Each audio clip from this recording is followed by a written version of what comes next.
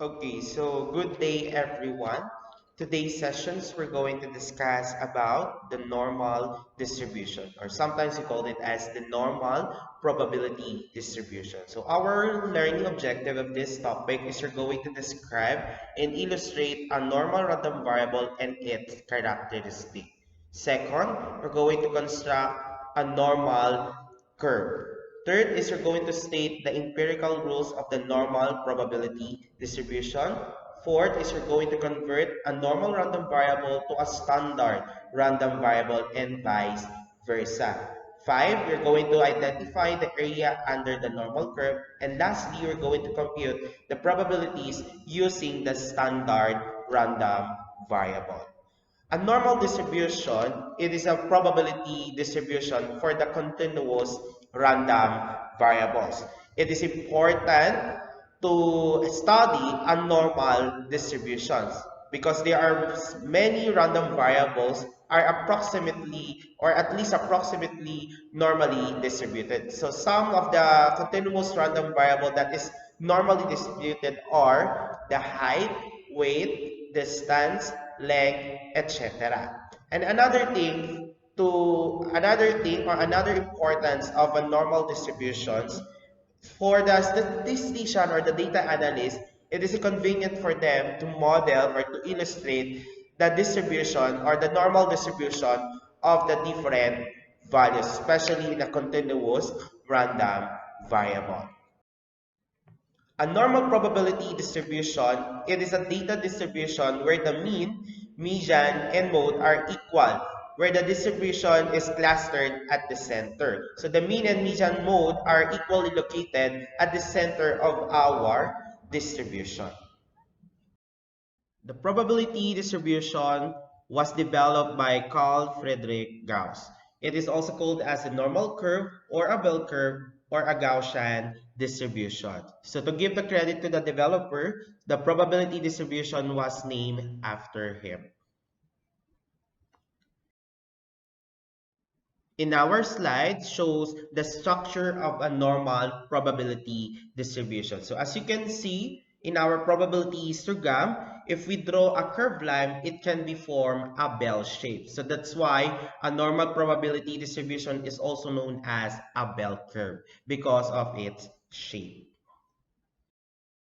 So there are properties of a normal curve. So the first one is the distribution curve is a bell shape. So kapag nagdo-drawing tayo na, or nagko-construct tayo ng normal curve, yung shape ng ating curve ay katulad ng isang bell.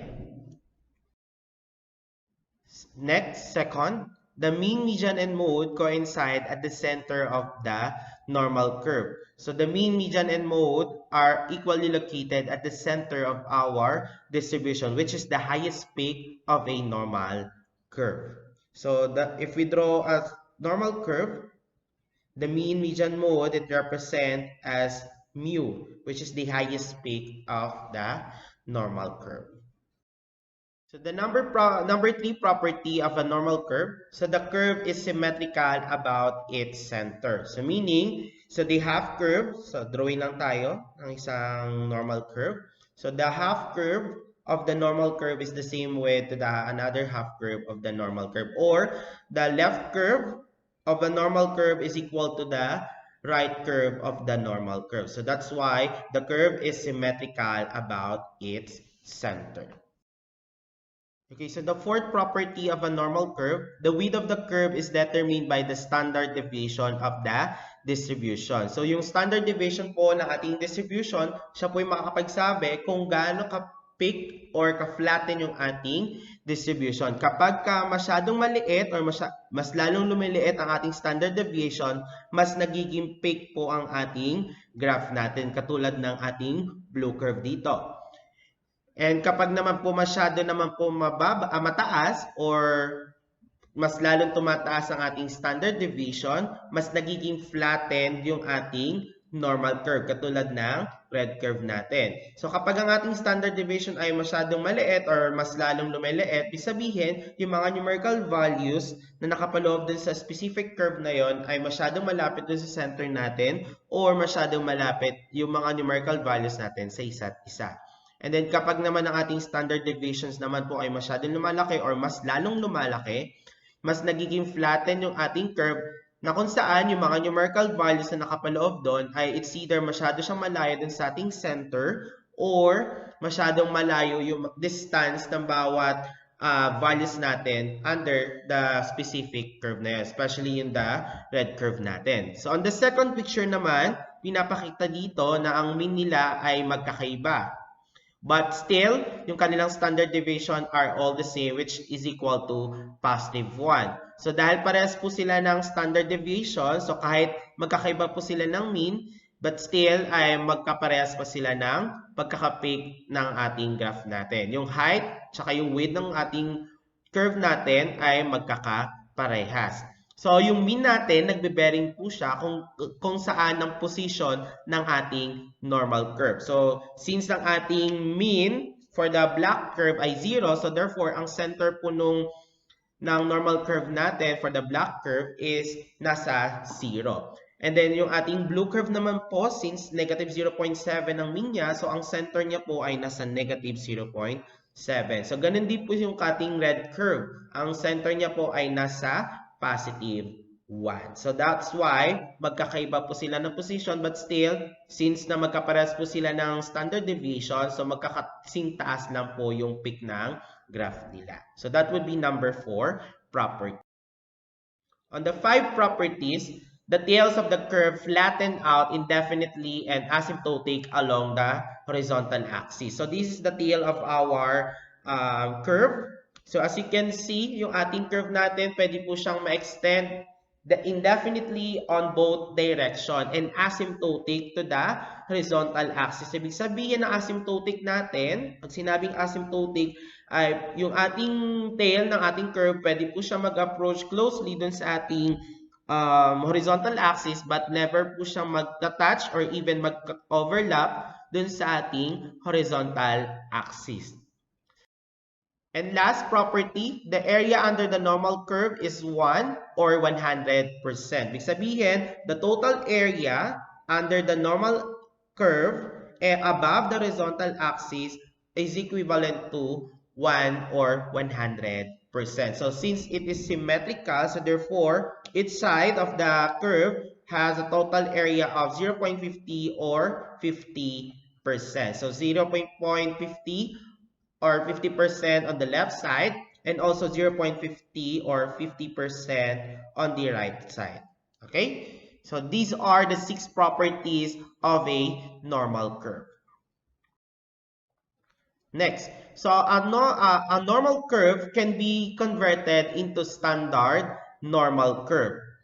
So when we say standard normal curve, it is a normal probability distribution that has a mean mu is equal to 0 and a standard deviation sigma is equal to positive 1. So in our standard normal curve, yung mean po natin, nag-represent po siya sa ating 0. And then yung 1, 2, and 3 dito, and then the negative 1, the negative 2, and the negative 3, ito naman po yung tinatawag nating standard deviation of the standard normal curve. So a normal score can be converted into standard score.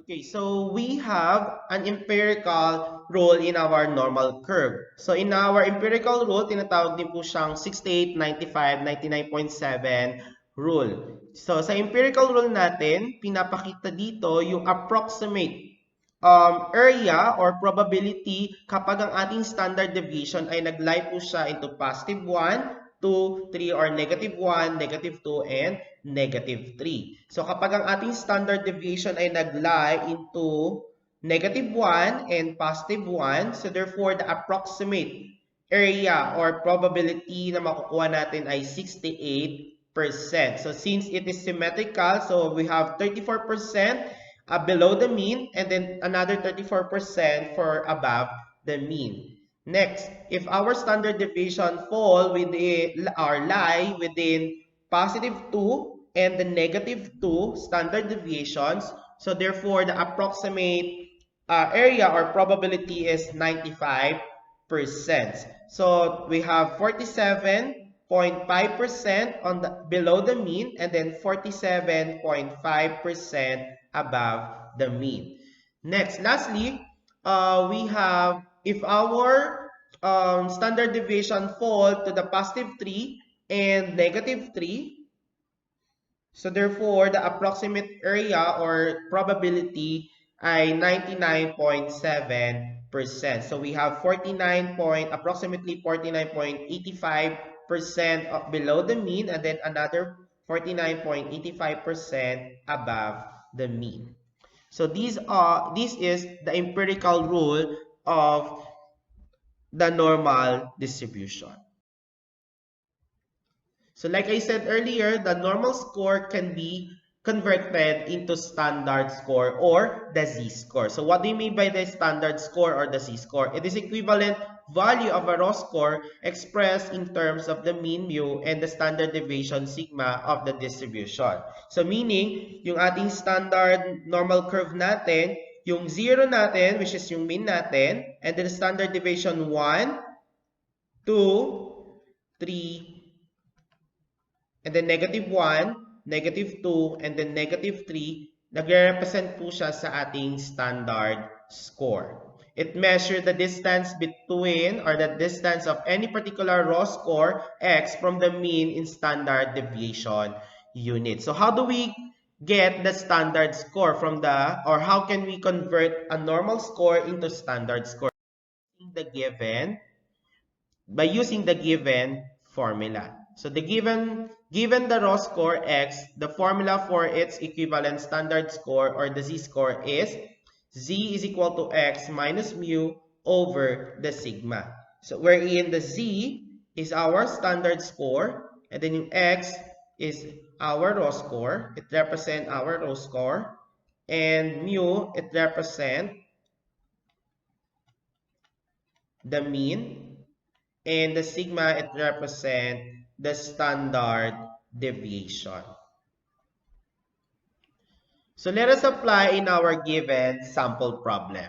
So in our sample problem number 1, the DG company has 100 branches nationwide. So the annual profit of the DG company is normally distributed with a mean of 73 million pesos a year and the standard deviation 3.25 million pesos. So find the score or the z-score pertaining to the number of branches having a sales of 80 million pesos. So our goal for this problem is to find the z-score pertaining to the number of branches having the 80 million sales. So given the mu is 73 million, and then the sigma or the standard deviation is 3.25, then x is equal to 80. So we're going to find the z-score. So how we're going to convert the 80 na normal score into standard score. So by using the formula z is equal to x minus mu over the sigma, so we're going to substitute the given value. So 80 minus 73 over 3.25. So therefore, the standard score will be is 2.15. So meaning, if we draw a normal curve, if we illustrate in our normal curve, so yung 0 natin nagre-represent po siya dun sa ating mean natin, which is 73. So since ang nakuha nating standard deviation, standard score is 2.15, so ilocate natin siya dito. So this 1, 2, and 3. So let's assume na nandito po yung ating standard score. Itong 2.15 na standard score natin, nagre-represent po siya dun sa ating normal score na 80. So these are the final answer for our sample problem number 1. So the z-score pertaining to the 80 million pesos is 2.15.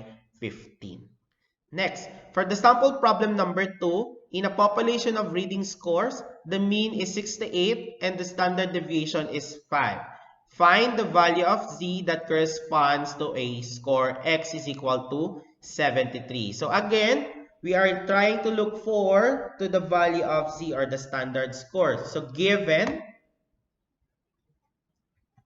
the mu is equal to 68 or the mean, the standard deviation is equal to 5 and x is equal to 73. So using the formula x minus mu over the sigma, we're going to substitute the given values, which is 73 minus 68 over 5. The answer will be is positive 1. So, big sabihin, if we convert the 73 normal score into standard score is equivalent to positive 1. So, now let's illustrate in our normal curve. So, the normal curve or the mean of our distribution is 68. So, it represents our 0 here in our standard normal curve. And the positive 1 in the normal curve natin, it represents the normal score, which is 73.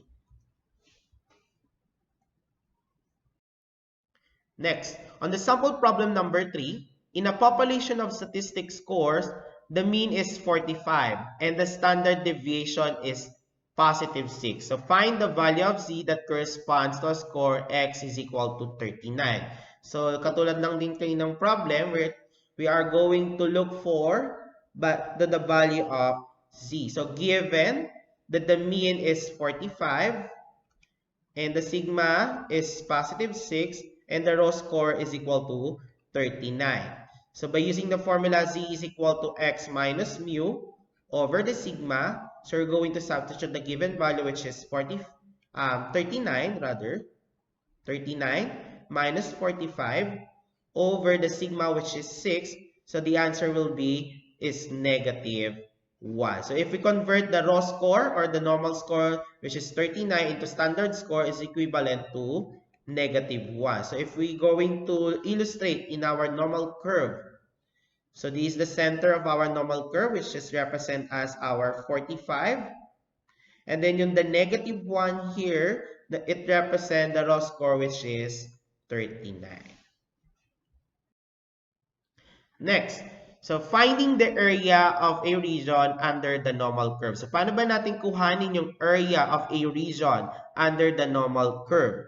So to find the area, we're going to use or we must use a z-table. So kapag gagamit po tayo ng z-table, so kailangan po natin ng z-score. So that's why we are come up with finding the z-score or by converting of normal score into z-score. So paano ba tayo kumuha na corresponding area sa ating z-table? So of course, kailangan natin ng z-value. Let's say for example, meron tayong z-value. Let's say z is equal to 1.25. So, paano natin kukuhanin ng corresponding area niya? So, sa pagkuha ng area, gagamit po tayo ng letter A, capital letter A to represent the total area. And then, gamit naman po tayo ng phi na symbol to represent natin the corresponding area of the given z-score. So, to find the corresponding area, the first two digit of our given z-score ay makikita po siya dito sa column 1 natin.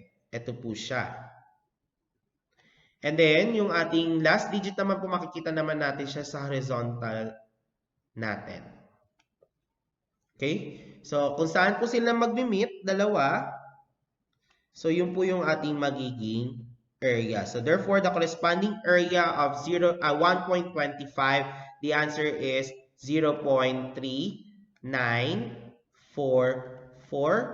So, pwede natin siya i-convert into percentage. So, magiging 39.44%. So, the area of the given z-score is equal to 1.25 or the corresponding area of the z-score 1.25 is 0.3944 or 39.44%.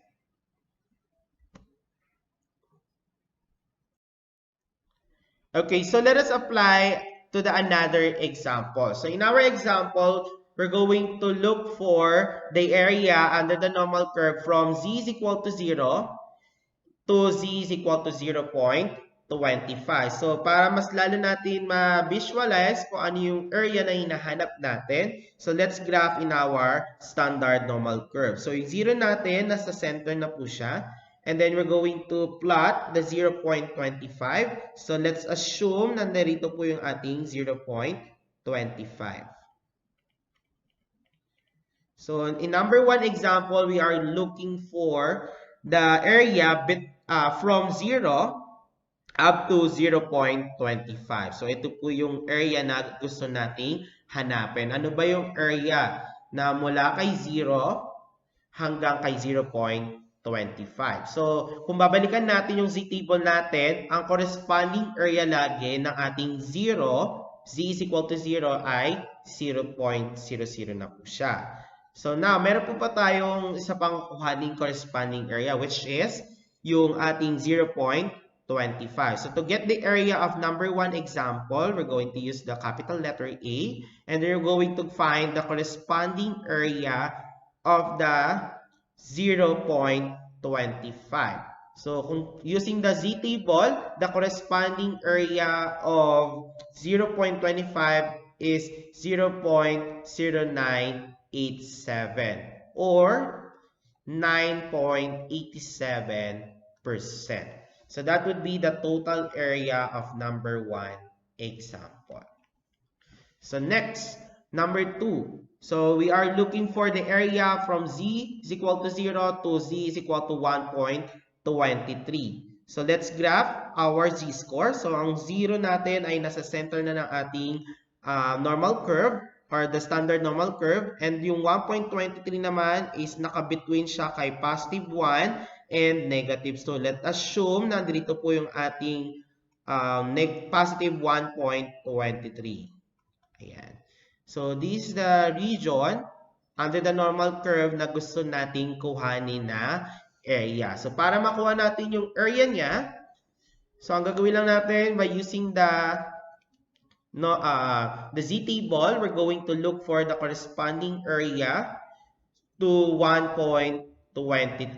So, according to the z-table, the corresponding area of 1.23 is 0.3907 or 39.07%. So that will be the total area of number 2. So the total area from z is equal to 0 to z is equal to 1.23 is 0.3907 or 39.07%.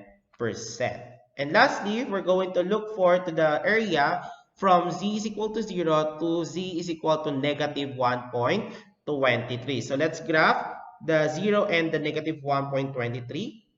So 0 is located at the center of our distribution, and the negative 1.23 is between negative 2 and negative 1, or negative 1 and negative 2. So let's assume this is the negative 1.23. So gawa lang tayo ng broken line dyan to get the boundary of our z-scores. So we are trying to look for the area from 0 up to negative 1.23.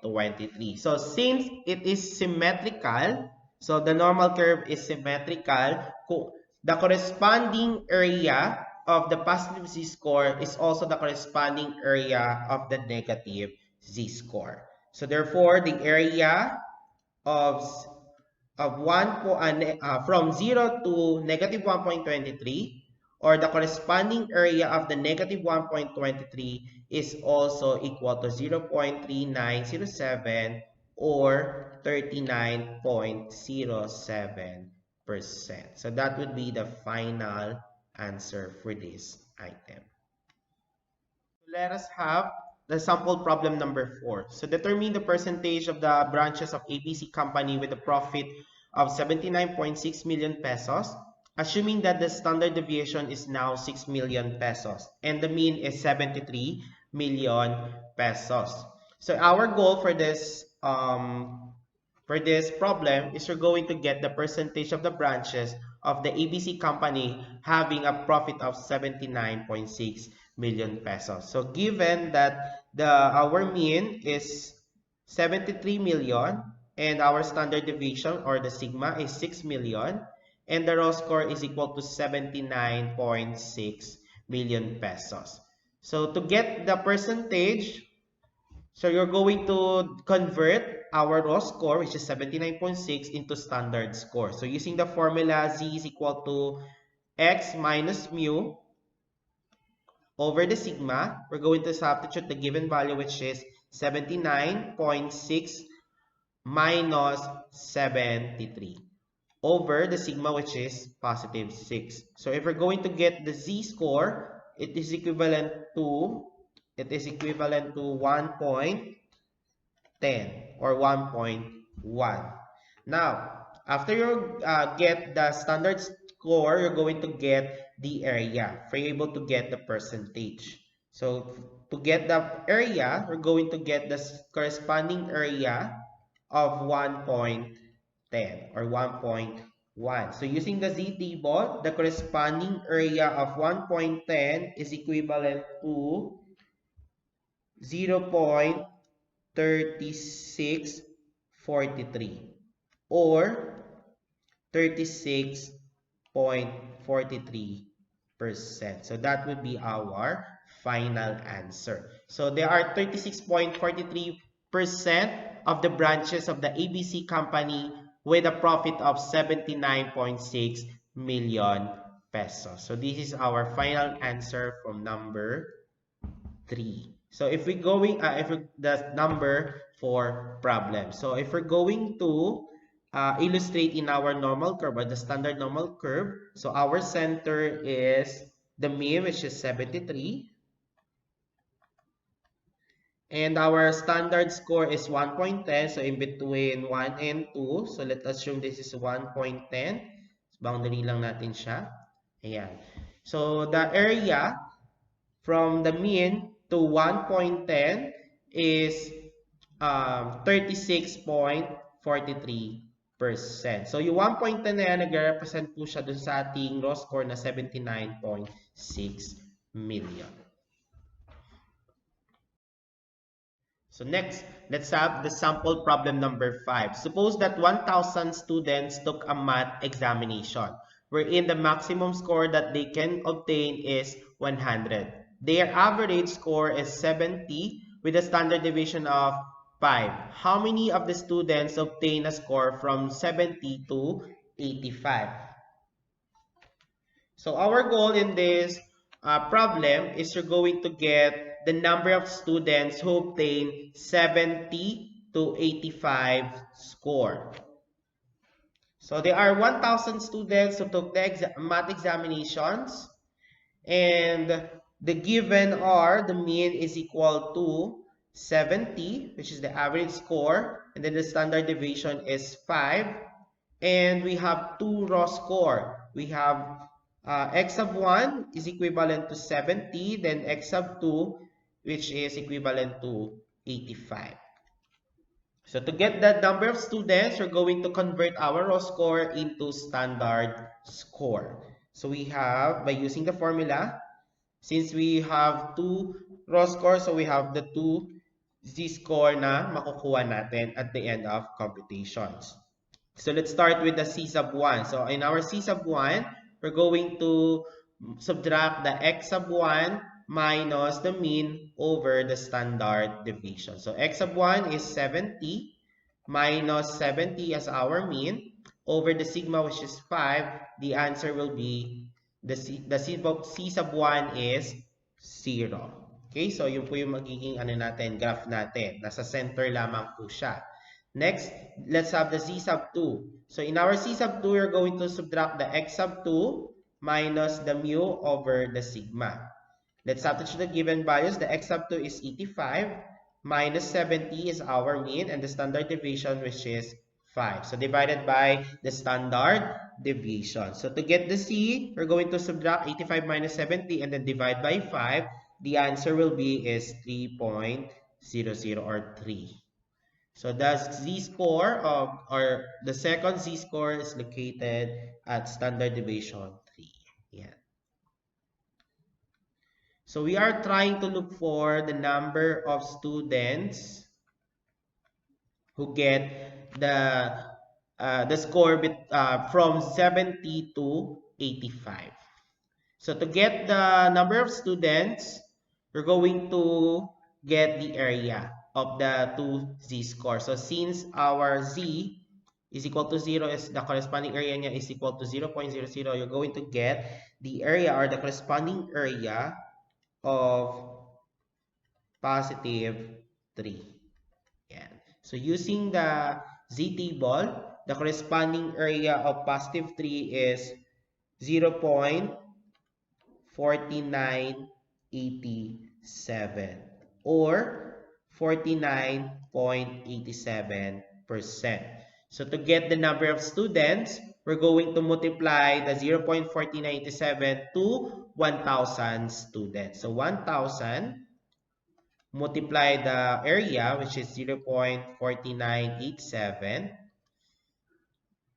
and that is 498.7 or 499 students. So since tao ang pinag-uusapan natin, so it should be round off into whole number. So there are 499 students who got the 70 to 85 score. So, ibig sabihin, yung naka-shade dito sa ating normal curve natin or the standard normal curve natin ay katumbas nito ay 49.87%.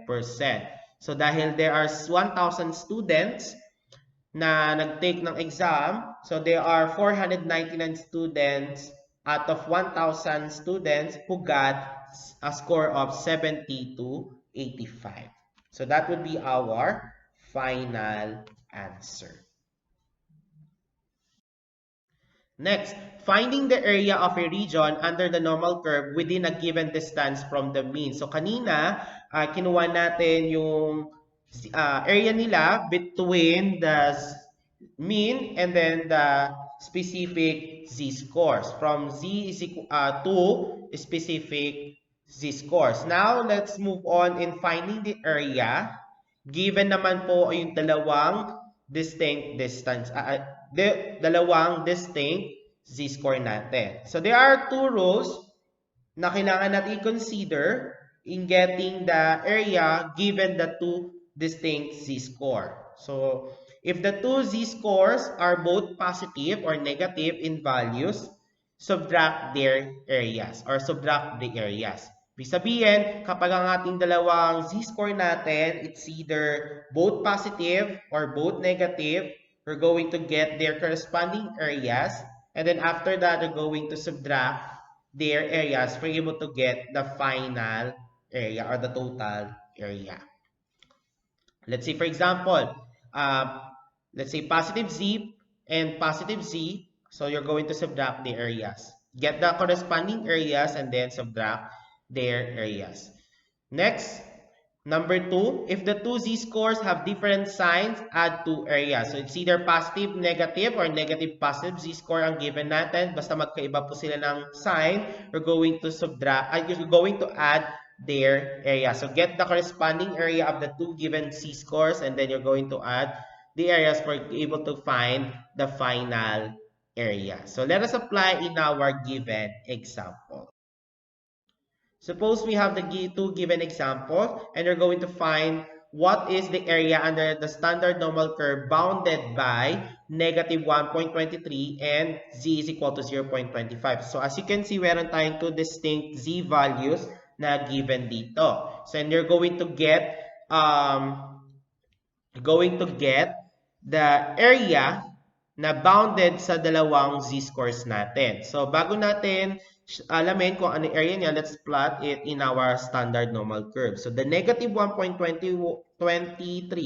located between negative 2 and negative 1. So let's assume that is negative 23. So gawa lang tayo ng boundary dito. And 0.25 is between 0 and positive 1. So let's assume this is 0.25. Ayan. So the area na kailangan natin hanapin ay yung nasa pagitan nila.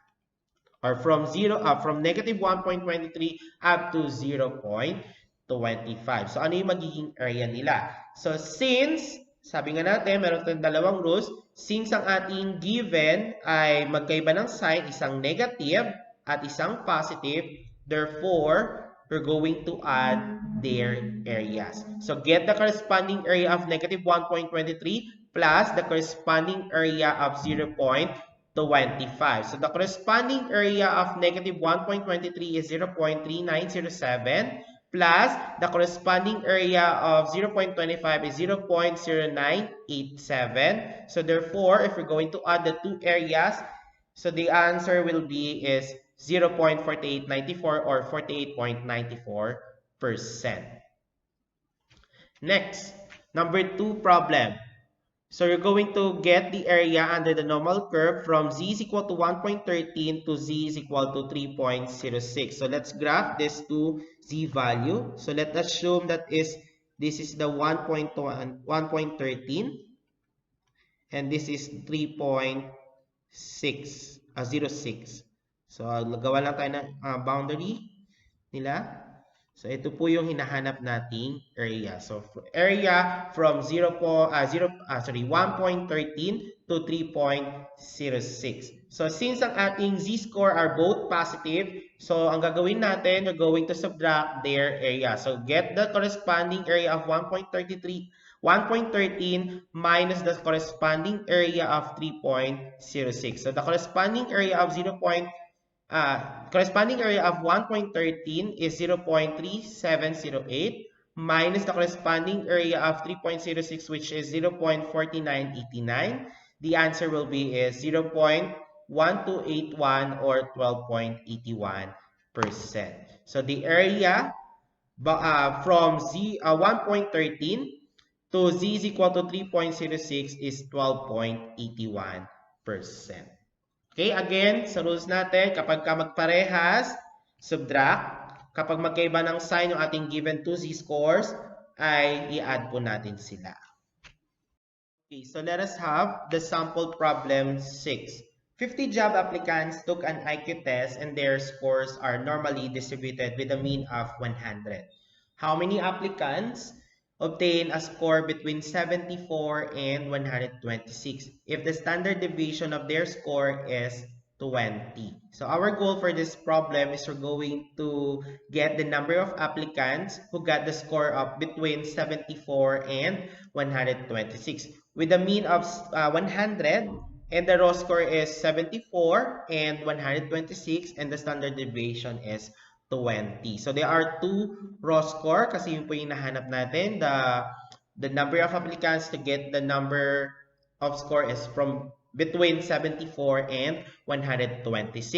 So to get the number of applicants, so let's convert our raw scores into standard scores. So let's have the C sub 1. So for the Z sub 1, we're going to subtract the X sub 1 minus mu over the sigma. So let's substitute the given values. We have 74 minus 100 divided by 20. The z-score will be is negative 1.30.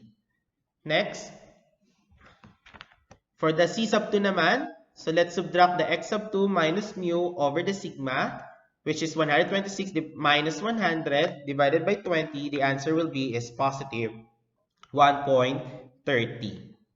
And then after that, let's plot in our standard normal curve. So let's assume na that this is our negative 1.30 between negative 1 and negative 2. So let's assume that is negative 1.30. Gawa lang tayo ng boundary. And then, let's have the 1.30. So let's assume that is 1.30 between 1 and 2, positive 1 and 2. Gawa lang tayo ulit ng boundary dito. So meaning yung area na hinahanap natin is between negative 1.30 to and 1.30. Okay, negative 1.30 and positive 1.30. So, ano yung area na sakop nito? So, yun po yung hanapin natin. So, since ang ating z-score or dalawang z-score natin ay magkaiba ng sign, isang negative at isang positive, to get the area, ang gagawin lang natin is you're going to add their corresponding area. So, get the corresponding area of negative 1.30 plus the corresponding area of 1.30. So, since parehas po sila ng z-score, ang pinagkaiba lang naman nila ay yung sign. So, kung ano yung corresponding area ng negative z-score, ganun din po ang corresponding area ng positive z-score. So, the corresponding area nila ay 0.4032 plus 0.4032. The answer will be is 0.8064 or 80.64%. Ibig sabihin, they are 80.64% got the score of between 74 and 126. So now, babalikan natin yung ating problem. Ang hinahanap doon is the number of applicants. So there are 50 applicants na nag-took ng exam or nag-IQ test. So para malaman natin the number of applicants who got the score between 74 and 126, the area of the 2Z scores will be multiplied to the number of applicants. So we have 50 times 0.8064. The answer will be is 40.32 or 40 applicants. So there are 40 applicants who got the score between 74 and 126. So the negative 1.30 here, it represents a raw score which is 74. And the at 1.30 here, it represents the raw score of 126. So this is our final answer. So there are 40 applicants who got the score between 74 and 126. While on the other hand, there are 10 applicants who did not reach the score between 74 and 126 score. Next, finding the area between or finding the area of a region to the left or right of a positive or negative z-scores. Ibig sabihin, meron tayong given z-score and then we have the required area. So how we're going to get the area to the left or to the right of the positive or the negative z-score. So there are 4 additional rules in getting the area. So let A be the area bounded by a given positive or negative z-score. So if the required area is to the left of a positive z-score, then add 50% or 0.50 to the area or to the A. So A means the area or the corresponding area of the given z-score. So kapag ang ating given z-score ay positive z-score and then ang required area niya ay to the left, so therefore we're going to add 0.50 plus the corresponding area of the positive z-score. Number 2, if the required area is to the right of the positive z-score, then the subtract A from 50% or 0.50. Meaning, kapag ang ating given z-score ay positive ulit at ang required area niya ay to the right, therefore, we're going to subtract 0.50 minus dun sa corresponding area ng given positive z-score. Next, number 3 naman, if the required area is to the right of the negative z-score, then add 0.5 or 50% to A. So ito naman, kapag ang given naman natin ay negative z-score at ang required area niya ay to the right, so you're going to add 0.50 dun sa corresponding area of the given negative z-scores. Then lastly, if the required area is to the left of the negative z-score, then subtract A from 0.50 or 50%. So kapag ang given z value natin ay negative z-score and then ang required area niya ay to the left, so therefore, we're going to subtract 0.50 or 50% to the corresponding area nung ating given negative z-score. Okay, so this is the summary of the 4 rules in finding the area to the left or right of the positive and or negative z-score. Kapag ang z-value natin ay positive, then to the left yung direction niya or less than or equal, ang solution natin dyan ay 0.50 plus the corresponding area of the given positive z-score. Kapag ang z-value natin ay positive din, positive z-score, and then papunta naman siya sa kanan or right, greater than or equal, we're going to subtract 0.50 minus the corresponding area of the given positive z-score. Kapag naman ang z-value natin ay negative, to the right, or greater than or equal, ang solution natin ay 0.50 plus the corresponding area of the negative z-score. Kapag negative z naman ulit, ang direction niya ay to the left, or less than or equal. So, ang gagawin natin, you're going to subtract 0.50 minus the corresponding area of the negative z-score. So, now let us apply in our given example. So, in our given example, we're going to get the area under the normal curve to the right of z is equal to 1.10 or z is greater than 1.10. So, let's graph our given example. So, sabi dito ay 1.10. So, let's assume nandito po yung 1.10 natin. So, between N1 and 2. Ang sabi, ang required area niya ay to the right. So, andito po yun, ang shaded natin. Papunta sa kanan. So, dahil ang given nating z-value ay positive, and required area niya ay to the right, so therefore, we're going to subtract it from 0.50. So to get the area of it, we're going to subtract 0.50 minus the corresponding area of 1.10.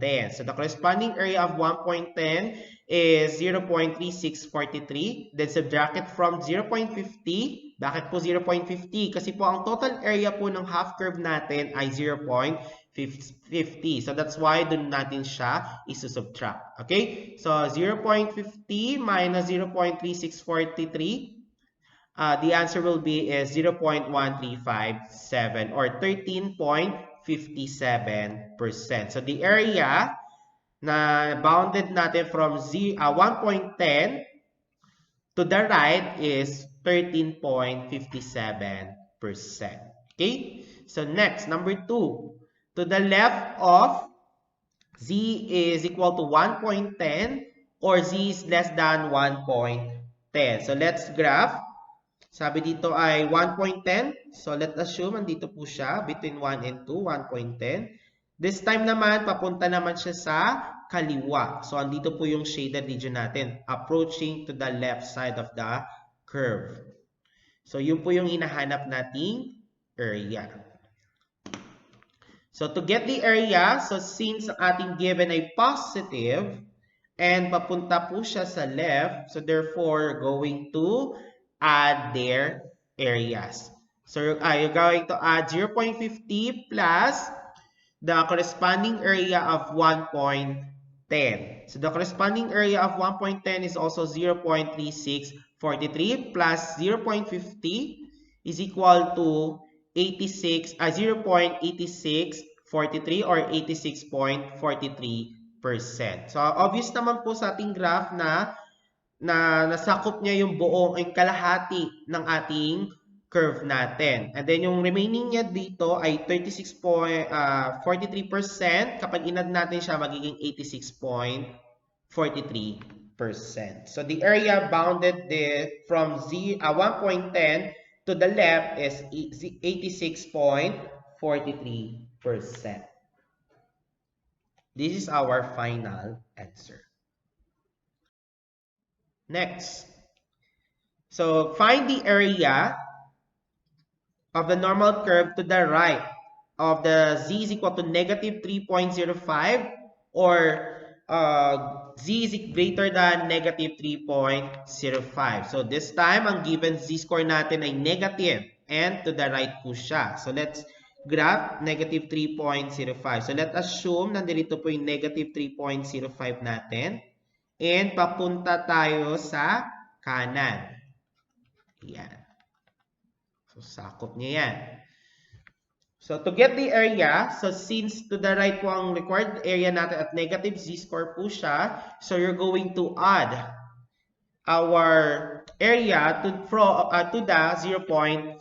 So we have 0.50 plus the corresponding area of the negative 3.05. So the corresponding area of negative 3.05 is 0.4989.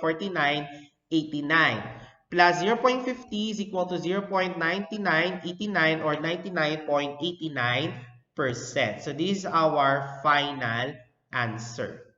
So the area bounded by the negative 3.05 to the right is 99.89%.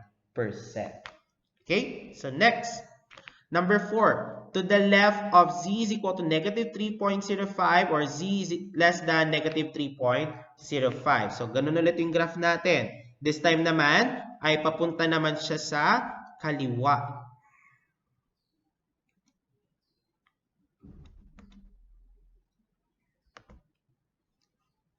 So, let us assume na andito ulit yung 3.05 negative. So, papunta siya sa kaliwa niya.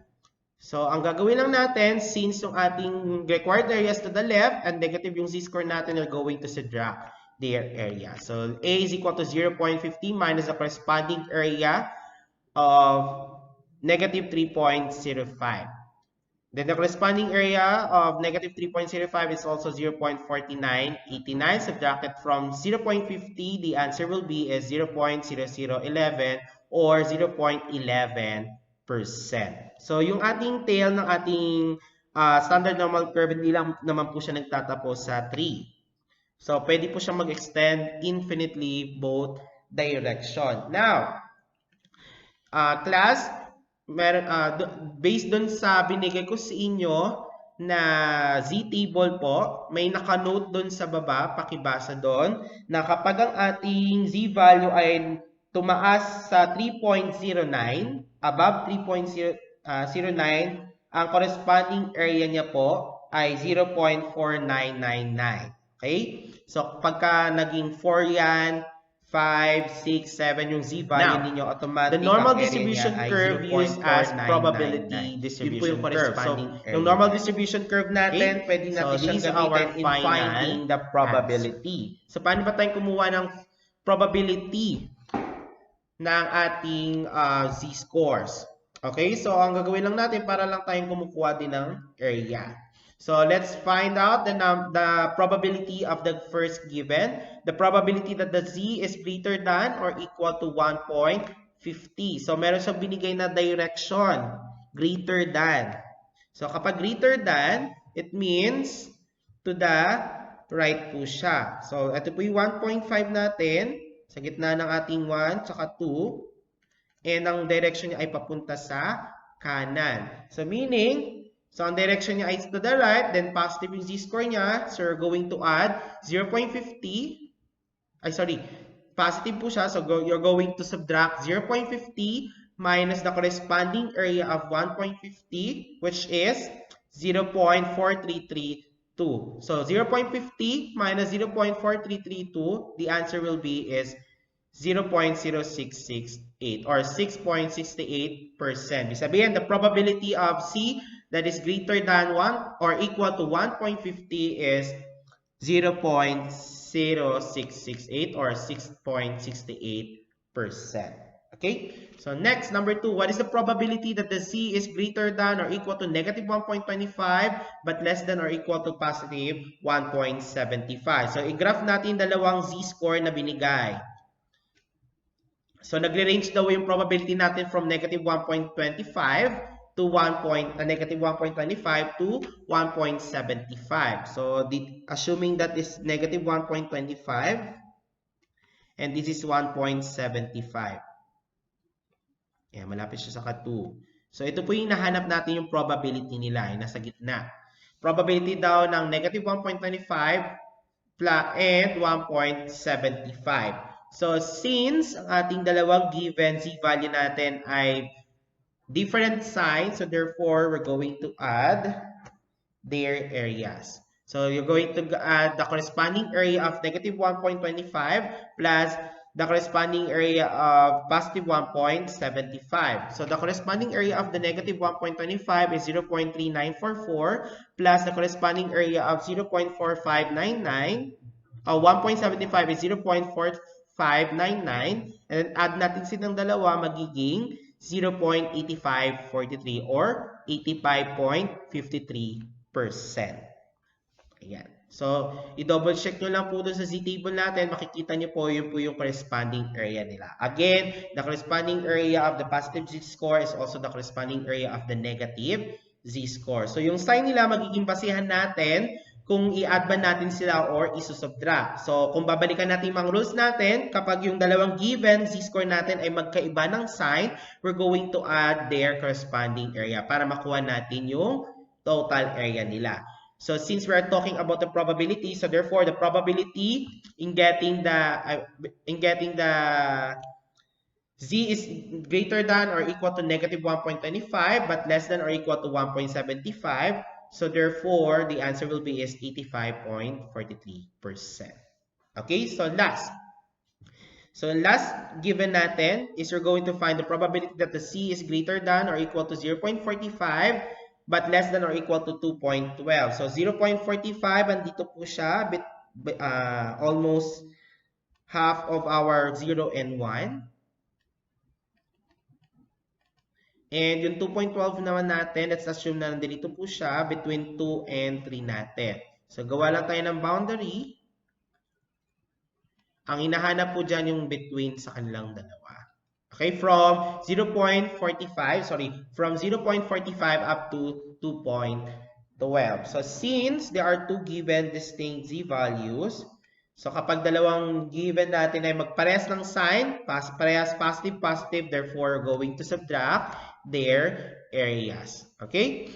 So you're going to get the corresponding area of 0.45, then minus the corresponding area of 2.12.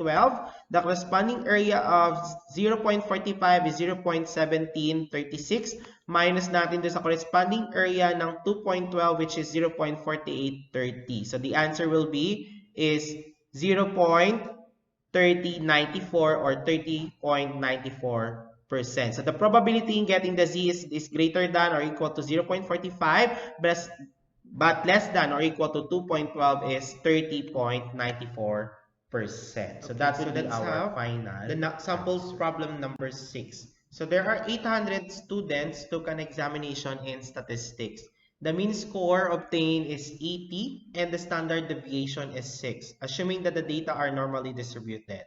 Find the percentage and the number of students who obtain 83 or higher. So our goal is to find the percentage, at the same time the number of students who obtain to 83 or higher score. So to get that, so let's enumerate first the given numerical value. So we have the mean is equal to 80. The standard deviation is equal to positive 6. And the raw score will be is greater 83 or higher. Ibig sabihin, that is greater than or equal to 83. Ayan. So ang hinahanap natin dito is the percentage of the students or the number of students who obtain the 83 or higher or 83 and above. Okay? So para makuha natin siya, let's convert our given raw score into z-score. So to get the z-score, we're going to use the formula x minus mu over the sigma, wherein the x is 83 and then minus mu is 80 divided by 6. The answer will be is positive 0.50. Okay, so dahil 3 over 6 po siya or 1/2 or 0.50. Now, so meron po siyang direction na binigay. Sabi doon, greater than or equal. Kasi 83 or higher means from 83 pataas. So yun po yun. Ibig sabihin, greater than or equal to 83 na score. So nahanap natin dito ay z is greater than or equal to 0.50. So kapag illustrate natin siya in our normal or standard normal curve, so andito po siya, 0.50 in between 0 and positive 1. To the right po ang ating direction. Yan po yung hinahanap nating area or percentage. So to get the percentage, we're going to get the corresponding area of the given z-score. So since may directions po siyang binibigay, so you have to consider our rule or our guidelines. Okay, so since our given computed z value is positive to the right, so therefore we're going to add so going to subtract their areas from 0.50. So A is equal to 0.50 minus the corresponding area of the 0.50. So the corresponding area of 0.50 is 0.1915. Okay, 0.1915. So if we're going to get the difference between 0.50 and 0.1915, so the answer will be is A is equal to 0.30 3085 or 30.85%. Big sabihin, they are 30.85% of the students who took the examination got 83 or higher score. So how many students ang nakakuha ng ganong score? So you're going to multiply 800 students to the percentage na nakuha natin, which is 0.3085. So the answer will be is 246.8 or 247 students. So ibig sabihin, they are 30.85% of the students got 83 or higher score. That is equivalent to 247 students. So there are 247 out of 800 students ang nakakuha ng score na 83 and above. So that would be our final answer. So the percentage is 30.85% and the number of students is 247. So, kailangan naka-round up po siya into numbers since students po or tao po ang pinag-uusapan natin. So, kailangan it should be round off into whole number. Okay, next. Let's have the sample problem number 6 ulit or number 7 na lang. Sige, number 7. Same given, but ang hinahanap naman natin this time ay we're going to find the probability and the number of students who obtain 86 or lower. So, probability naman po ang hinahanap natin. So, paano ba natin siya hanapin? So, let's enumerate first the given. Our given mu is 80. And the standard deviation is also 6. Our raw score is 86 and lower. So, less than or equal to 86. So, ang hinahanap natin is you're going to find the probability of x that is less than or equal to 86. Ayan. And also the number of students. So, bago muna natin hanapin yung number of students, syempre, kuhanin muna natin yung probability niya. To get the probability, let's transform or let's convert the raw score into z-score. So, we have z is equal to x minus mu over the sigma. Let's substitute the given values. Our raw score is 86 minus mean is 80 over the standard deviation is 6. So the answer will be is positive 1 or 1.00. So ang hinahanap natin dito is the probability that the z is less than or equal to 1.00. So by looking our z table, so ang corresponding area ng 1.00 natin ay 0.3413. Pero meron tayong binigay na direction dito, which is less than or equal. So ang z-score natin ay positive z-score. And then papunta po siya sa kaliwa or sa left natin. So, let's illustrate in our standard normal curve. So, andito po yung 1 natin. Ayan. Ayusin lang natin. And papunta po siya sa kaliwa. Ayan. Yan po yung nahanap nating probability. So, para makuha yon, So let's consider our guidelines. So since positive siya to the left, so therefore we're going to add from 0.50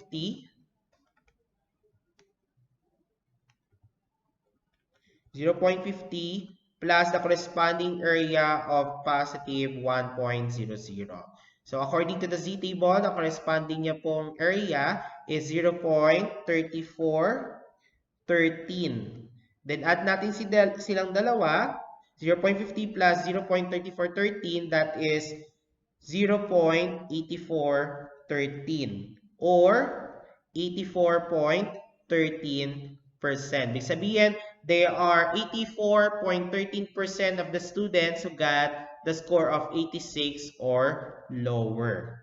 So, ilang kayang students ang meron dun sa 84.13% natin? So, ang gagawin lang natin, just multiply 800 students na nag-take ng exam, multiply dun sa percentage na nakakuha ng ganong score. So, that is 0.8413. So, using your calculator, so ang lalabas po dyan ay 673.04 or 673 students. So, ibig sabihin, there are 84.13% of the students who got 86 or lower score, which is equivalent to 673 students. So there are 673 out of 800 students who got 86 or lower score. Okay, so same problem.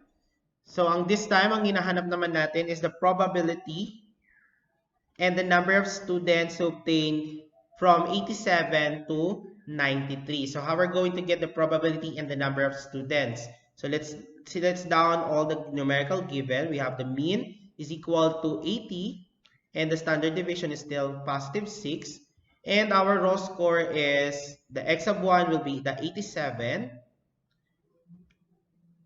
and the x of 2 will be 93. Okay, so to get the probability and the number of students, you're going to convert our raw score into z-score. So let's have the z sub 1 is equal to the x sub 1 minus mean over the standard deviations. So let's substitute the given value. We have 87 minus 80 all over the sigma, which is 6.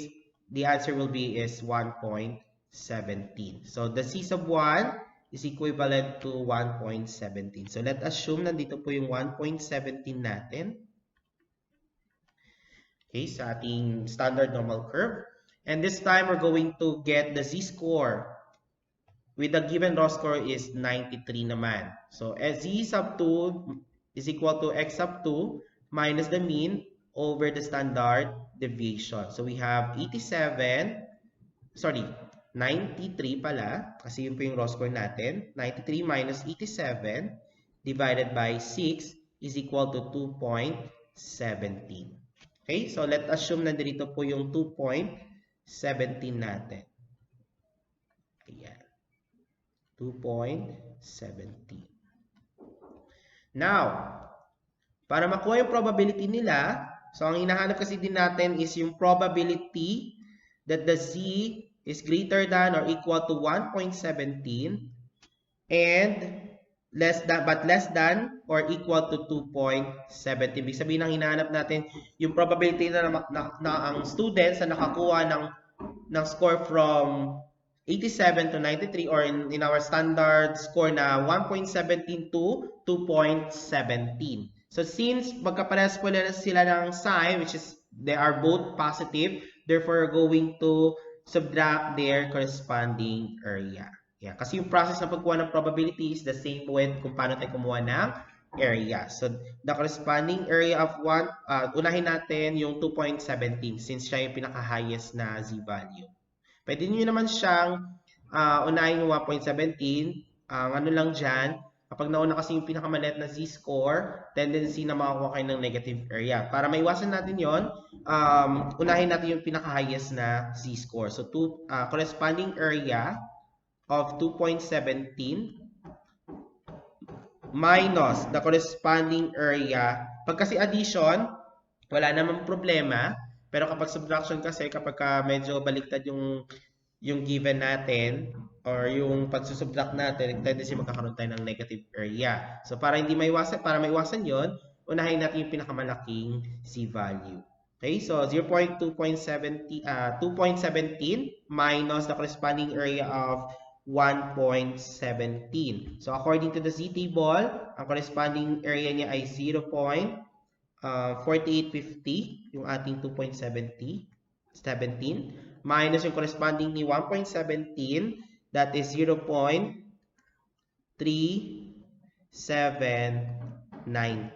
So therefore, the probability is equal to 0.1060 or 10.60%. So, yun po yung probability na nakakuha ng 87 to 93 score. So, 1.17 dito, nagre-represent po siya dun sa score natin na 87. And then, yung 2.17 naman is yung 93.